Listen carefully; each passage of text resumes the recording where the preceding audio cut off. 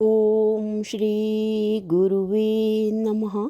चैतन्यं शाश्वतं शान्तं व्योमातीतं निरञ्जनं नादबिन्दुकलातीतं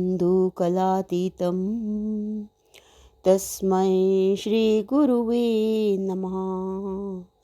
ओम शांति शांति शांति। ओम। प्रणाम भगवान।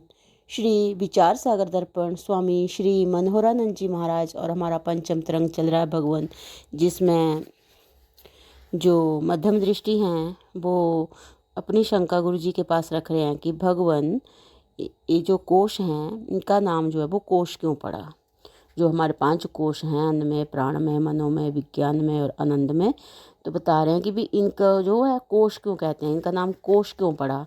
तो गुरुजी ने यहाँ पे बता दिया कि कोश माने मयान होती है, कि जैसे मियान तलवार को ढक लेती है, उसी प्रकार ये 5 कोश भी आत्मा के असंग आनंद आदि विशेष स्वरूप को ढक लेते हैं। और इसलिए इन जो अन्नमय आदि जो कोश हैं हमारे 5, इनको कोश कहते हैं। तो अब इसमें अलग अलग सिद्धांत बताए। विरोचन का सिद्धांत बताया कि वो कहते हैं कि भाई जब तक जियो तब तक सुख से जियो और ऋण लेकर घी पियो। तो फिर इसके बाद इंद्रिय आत्मवादी का मत बताया, हिरण्यगर्भ के उपासकों का मत, जो प्राण आत्मवादी हैं उनका मत बताया। फिर मन आत्मवादी जो क्या कहते हैं तो उनके लिए उनके बारे में बताया, उनका मत बताया। विज्ञानवादी बौद्ध जो कहते हैं वो बताया स्वामी जी ने। अब हमारा जो छठा पॉइंट है, छठा जो मत है, आनंदमय कोश को आत्मा मानने वाले जो पूर्व मीमांसक हैं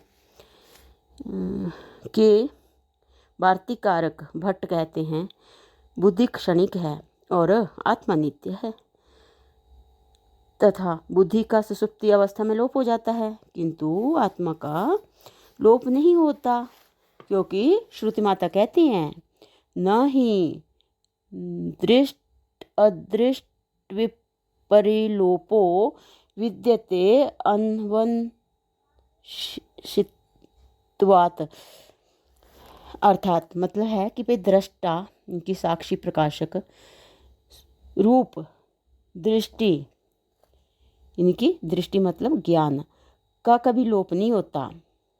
दृष्टा रूप दृष्टि, दृष्टा मतलब साक्षी प्रकाशक जो है, और रूप दृष्टि मतलब जो ज्ञान है उसका जो है वो कभी लोप नहीं होता, क्योंकि वह अविनाशी है।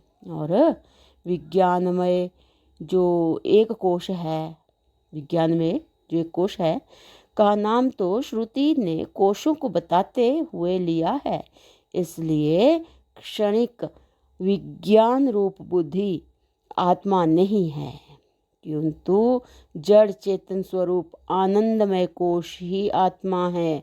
क्योंकि सुषुप्ति अवस्था में अपने आत्मा के जड़पने का अनुभव होता है और उस अपने जड़पने का अनुभव करने वाला भी स्वयं चेतन रूप आत्मा ही है। इसलिए आत्मा जो है वो खद्योत मतलब जुगनू की तरह प्रकाश और अप्रकाश रूप, अर्थात जड़ और चेतन दोनों रूप है। अब बता रहे हैं कि दूसरे आनंदमय कोश को आत्मा मानने वाले शून्यवादी माध्यमिक बौद्ध कहते हैं कि जैसे खगोत मतलब जुगनू का एक अंश प्रकाश रूप है और दूसरा अंश अप्रकाश रूप है, इसी प्रकार आत्मा को भी प्रकाश अप्रकाश अथवा जड़ चेतन दोनों रूप मानने के लिए अंश वाला मानना पड़ेगा। और अंश वाला मानने पर अंश वाले घट आदि पदार्थों की तरह आत्मा को भी उत्पत्ति और नाश वाला मानना पड़ेगा। जो पदार्थ उत्पत्ति व नाश वाला होता है वह उत्पत्ति से पहले और नाश के बाद असत इनकी शून्य होता है, और जो आदि अंत में असत होता है, वह मध्य, इनकी बीच में भी असत्य होता है।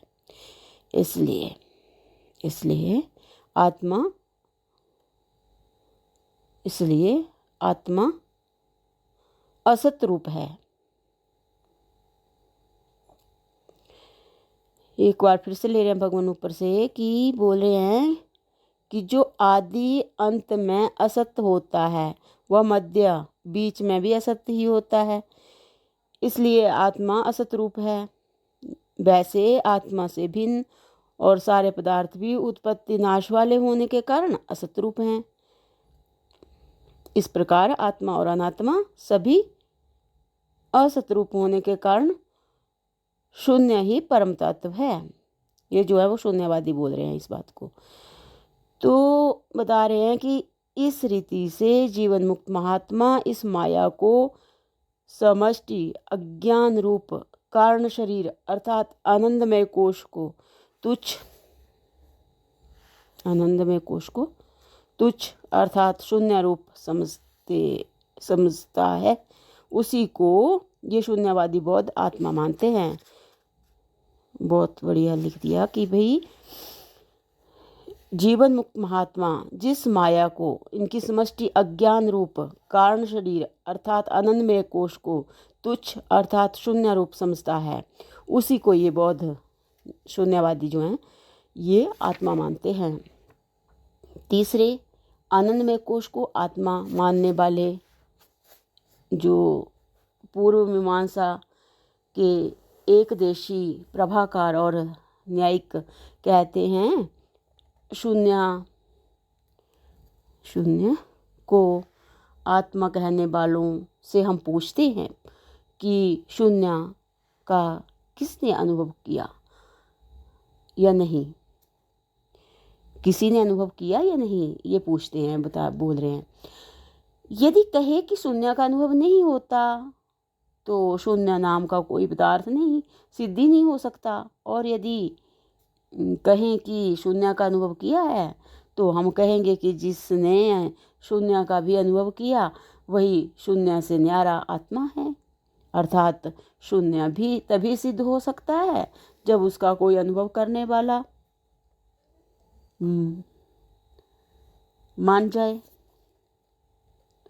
माना जाए।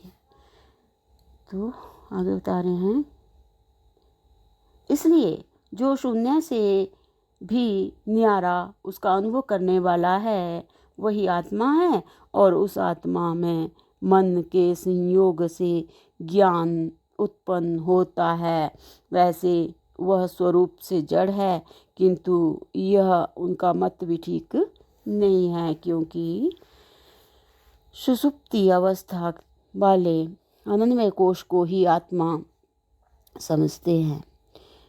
उनमें गूढ़ चेतन को कि बादलों से सूर्य की तरह गुप्त आत्म चेतन को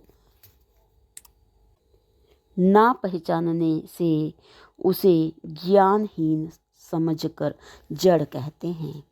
और जिस अनित्य ज्ञान को वे आत्मा इनके आनंदमय कोश का गुण मानते हैं वह वास्तव में अंतःकरण की वृत्ति रूप बुद्धि है, तथा आत्मा को जड़ मानने से वह घट आदि जड़ पदार्थों की तरह अनित्य हो जाएगा। और यदि आत्मा को अनित्य मानेंगे तो फिर वेद के बताए हुए मोक्ष के लिए प्रयत्न करना भी निरर्थक हो जाएगा।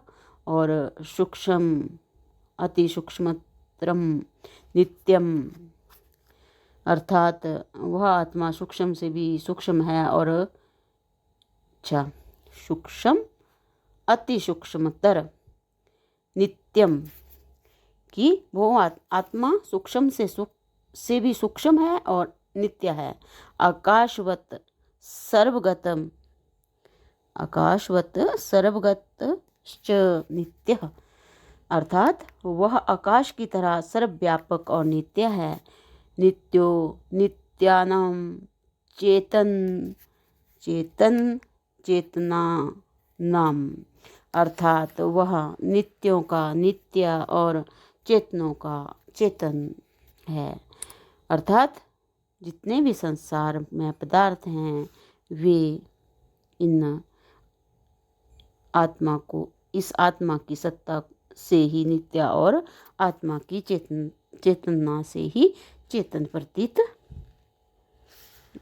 हो रहे हैं इत्यादि श्रुतियों से विरोध होगा। इसलिए आत्मा को नित्य व चेतन स्वरूप ही मानना चाहिए। इस प्रकार हे शिष्य, वेदांत वाक्यों में विश्वासहीन अनेक बहिर्मुख लोग 5 कोशों से ही किसी एक को आत्मा मानकर तथा मुख्य आत्म स्वरूप साक्षी से विमुख रहकर जन्म मरण के चक्कर में भटकते ही रहते हैं। इस प्रकार आत्मा के असली स्वरूप को ढक लेने के कारण ही इन अन्नमयादिक का नाम कोश पड़ा।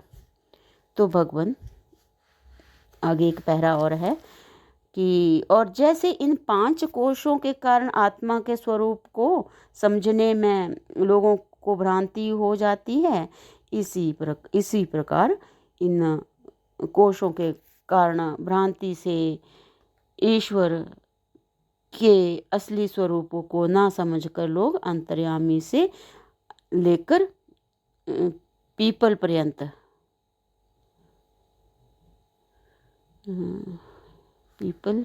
को ईश्वर मानकर अपनी अपनी भावना अनुसार फल प्राप्त करते हैं, किंतु मोक्ष को रीते ज्ञानात् न मुक्ति, इस श्रुति के अनुसार बिना आत्मज्ञान के जो है बिना ब्रह्म ज्ञान के हो नहीं सकता।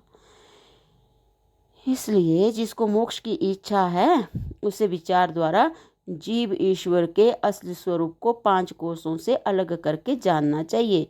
इनमें से भी जीव के असली स्वरूप आत्मा को समझने के बाद ईश्वर के असली स्वरूप ब्रह्म को समझना आसान है, क्योंकि वास्तव में आत्मा और ब्रह्म दोनों एक ही हैं। केवल घट और मठ की उपाधि से आकाश की तरह अविद्या और माया की उपाधि के कारण भ्रांति से भिन्न प्रतीत होते हैं। तो अगली शंका है भगवान की, हे प्रभु, कृपा करके 5 कोशों से आत्मा के विवेक के अलग करने की कोई विधि बताइए। तो भगवान इस वाली शंका का समाधान जो है वो हम अगले सत्संग से कंटिन्यू करते हैं। प्रणाम भगवान। ओम शांति ही शांति शांति ही। ओम।